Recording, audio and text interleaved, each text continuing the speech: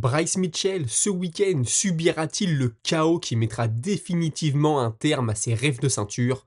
Alexandre Pantoja vise un retour en juin prochain, mais aussi toutes les actualités majeures du jour. Nous sommes le jeudi 10 avril 2025, c'est le moment MMA, soyez tous les bienvenus. How the hell you doing? I've been just fine, living life with the noose and in my mind, all I hear is music. Watching your mouth move, damn you look stupid. I feel like everyone's a stranger. Small talk with your narcissist. Ça ne vous aura pas échappé, ce week-end, Bryce Mitchell fera face à Jean Silva. Sur la carte principale de l'UFC Miami, il parle de ce combat comme du plus important de sa carrière. On lui a forcément demandé si les propos du Brésilien lors de la conférence de presse l'avaient affecté, et si aussi toutes ces polémiques autour de lui avaient eu un impact sur sa préparation. Il a répondu que premièrement, la conférence de presse et les propos de son adversaire n'ont fait que le motiver davantage, et deuxièmement, rien ne l'a sorti mentalement de sa préparation. Il est 100% concentré sur ce combat, face à un adversaire qu'il ne sous-estime pas, et dont il est bien conscient de la puissance de frappe. Cette puissance de frappe, justement, nous fait tous dire que si l'Américain veut s'imposer, il a tout intérêt à amener les choses au sol. Vous commencez à le connaître, vous commencez à connaître le personnage. Il a déclaré qu'il comptait bien utiliser son jiu-jitsu américain pour triompher dans l'octogone. Et puis, au vu de sa cote dans ce combat, il a conseillé à tous ses amis de parier sur lui pour se faire un maximum d'argent. Et puis enfin, il nous a appris que Patricio Pitbull lui a proposé de venir s'entraîner avec lui, chose qu'il compte bien faire dans le futur. Son adversaire, Jean Silva, lui aussi toujours fidèle à lui-même, a commencé par déclarer qu'il était très heureux d'être présent et de combattre pour donner à tous du beau spectacle, et que quand il voit l'engouement qu'il y a autour de lui, après seulement 5 combats dans l'organisation, il n'imagine pas ce que ce sera quand il combattra pour la ceinture. Jean Silva, toujours en train de chercher à s'attirer l'affection du public, il commence à savoir faire, il commence à prendre de l'expérience. C'est vrai que parfois, sous certains traits, il peut ressembler un peu à Conor McGregor dans ses propos. Et je dis pas ça par hasard, il s'est comparé à l'Irlandais, il y a quelques jours. J'en avais parlé. Et puis concernant Bryce Mitchell, il reconnaît que c'est un très bon combattant qui a affronté des adversaires coriaces, des adversaires d'élite et d'expérience, mais que le combat contre Emmett a été un tournant dans sa carrière, qu'il ne sera plus jamais le même après ça. Et puis il se doute bien aussi que l'Américain va tout faire pour l'amener au sol, mais il nous promet de nous offrir une nouvelle fois un chaos mémorable. Sinon, direction les poids mouches maintenant, la catégorie la plus légère chez les hommes à l'UFC, avec Alexandre Pantoja, qui nous annonce qu'il aurait pu être présent sur la carte du week-end. C'est quelque chose qui a été discuté. L'UFC Miami, ça n'aurait pas été rien, bien sûr, mais maintenant, au vu de ce qu'il entend à droite à gauche, il pense que son grand retour sera pour l'International Fight Week à la fin du mois de juin. Petroyan, on est chez les poids coqs maintenant, il appelle Oumar Nurmagomedov à venir l'affronter, que ça se fasse en Azerbaïdjan ou à Abu Dhabi. Il veut une guerre de 5 rounds contre le Russe, qui lui a d'ailleurs répondu qu'il était agréablement surpris par le challenge et qu'il était partant pour le mois d'octobre à Abu Dhabi.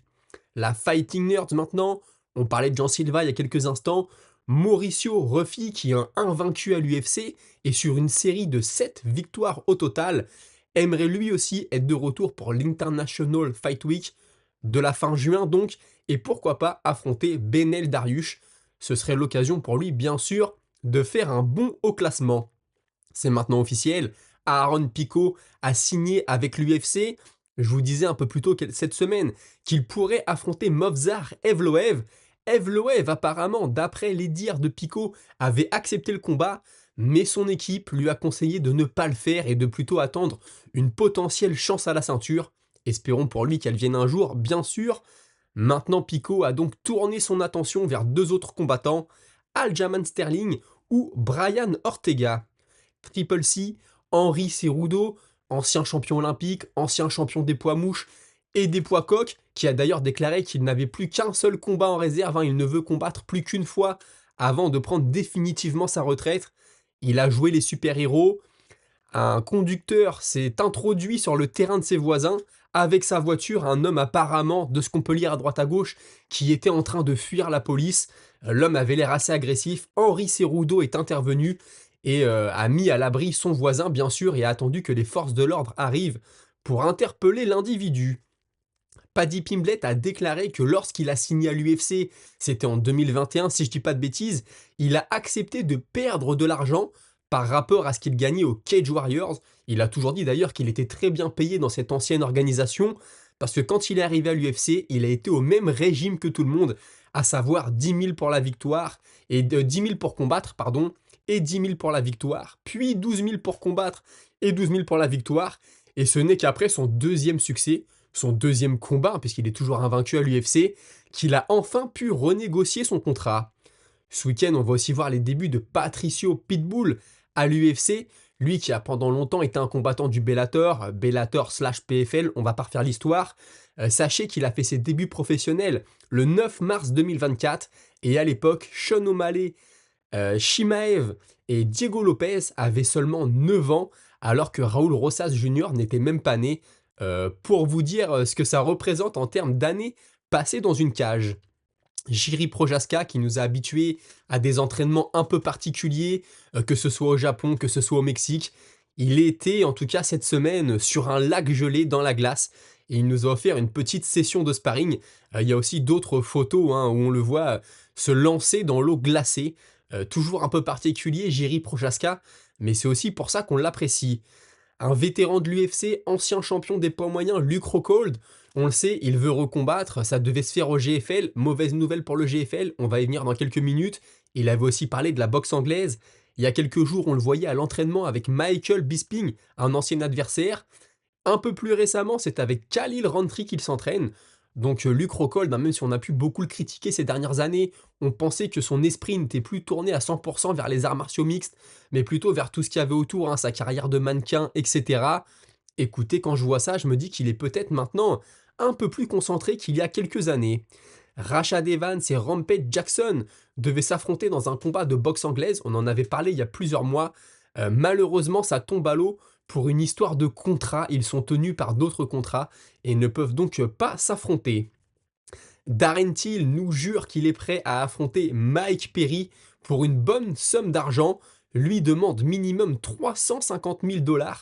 Malheureusement, toujours d'après ses dires, Mike Perry demande une somme d'argent totalement irraisonnable et les choses pourront donc ne jamais se faire si ça continue comme ça. Il semblerait que l'organisation de boxe anglaise Misfit Boxing ait déjà fait plusieurs propositions à l'américain, à Mike Perry donc, mais que tout ça est resté sans réponse. Darren Till lui explique donc qu'il en a marre de s'expliquer avec lui sur les réseaux sociaux, de faire du à toi à moi, je t'envoie un message, tu me réponds, etc. Il veut maintenant l'affronter et lui demande pourquoi pas de venir à Liverpool pour un événement chez lui à l'Echo Arena.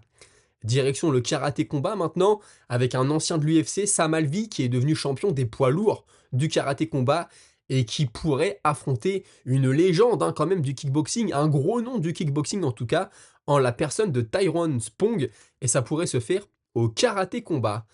Les amis, pensez à vous abonner, liker, commenter, ça me ferait très plaisir. J'ai fait une très longue vidéo hier avec notre ami du UFC Analyse et Pronostic sur l'UFC 314 qui arrive ce week-end à Miami. 1h30, on vous détaille la carte principale. Je pense que ça peut être assez intéressant. Ça peut aussi très bien s'écouter en podcast. Il y a un petit montage quand même. Et n'hésitez pas à aller voir ça et à vous abonner à la chaîne UFC Analyse et Pronostic. Et la dernière nouvelle du jour, c'est le GFL qui devait organiser au mois de mai une double soirée de combat. On le savait, c'était samedi soir et dimanche soir. Il y avait une trentaine de combats de prévus. Malheureusement, ça tombe à l'eau. Le GFL n'a pas répondu aux sollicitations des journalistes pour avoir des explications. On entendait depuis un certain temps que la base du GFL n'était pas très solide, qu'ils offraient beaucoup trop d'argent à leurs combattants alors qu'ils ne savaient même pas comment aller se vendre leurs produits. Ça commence déjà à battre de l'aile. J'espère au moins que certains combattants qui ont signé pourront faire au moins un combat pour prendre de l'argent. C'est tout ce que je peux leur souhaiter. Pour ce qui est de l'actualité, c'est tout pour aujourd'hui. Mais ne quittez pas parce que tout de suite, c'est votre moment avec la Minute Auditeur. Minute Auditeur que je commence avec Antoine Clément qui me dit merci pour les news. Volk contre Lopez, Pimblett contre Chandler, Silva contre Mitchell. Qu'est-ce que j'ai hâte, ça sent la nuit blanche. Même si je commence à me faire vieux, Moi personnellement, je te le dis, c'est très rare que je regarde les événements en direct. Donc souvent c'est le dimanche en replay, je suis plus reposé, j'ai les yeux bien plus grands ouverts et en général j'apprécie, même si c'est vrai qu'un événement en direct ça change toujours quelque chose. Et tu ajoutes PS, pourquoi Lopez se touche constamment la gorge en combattant? Entre parenthèses, ça m'a intrigué. Il a une cicatrice dans le cou qui le démange quand il transpire. C'est pourquoi il se frotte toujours le cou. Quand il était enfant, il a eu un accident et un de ses poteaux d'acier utilisés pour construire des maisons lui a tranché le cou, laissant une vilaine cicatrice. Écoute, merci pour l'anecdote, je ne la connaissais pas du tout. Eric Cheese, Murphy pense avoir le title shot parce qu'il a battu Emmett et que Topuria l'a eu lui, mais il a combien de finish? Il a mis KO tout le monde sauf Emmett et Zalal. Murphy, c'est une purge à regarder. Ce que tu nous dis, hein, c'est que Murphy a déclaré, suite à son combat contre Emmett, qu'il pouvait tout de suite avoir une chance à la ceinture, parce que Topuria, lui, quand il a battu Emmett, le combat suivant, c'était pour la ceinture. Mais par contre, Topuria mettait KO tout le monde, à part Emmett et Zalal, alors que Murphy n'est pas le roi du KO. C'est ce que tu nous dis en gros. Je suis d'accord avec toi, et surtout, battre Emmett il y a quelques années, c'est pas forcément comme battre Emmett aujourd'hui, qui revient d'un long break. Donc tout ça, forcément, mis bout à bout, fait que je ne vois pas Murphy avoir un combat pour le titre lors de son prochain combat, surtout qu'il y a du monde tout là-haut, ça bouchonne un peu, il y a des nouveaux ajouts constamment dans la catégorie, Pitbull, Pico, etc. Donc ça va commencer à bouchonner, mais ça ne rend la catégorie, d'après moi, que plus intéressante à suivre. Les amis, c'était tout pour aujourd'hui, j'espère que vous avez apprécié l'émission, on se retrouve très prochainement, je l'espère demain à 17h pour un dernier mot de cette UFC 314.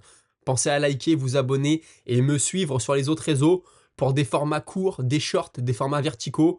Vous me direz ce que vous en pensez. D'ici là, passez tous une très bonne soirée. Salut.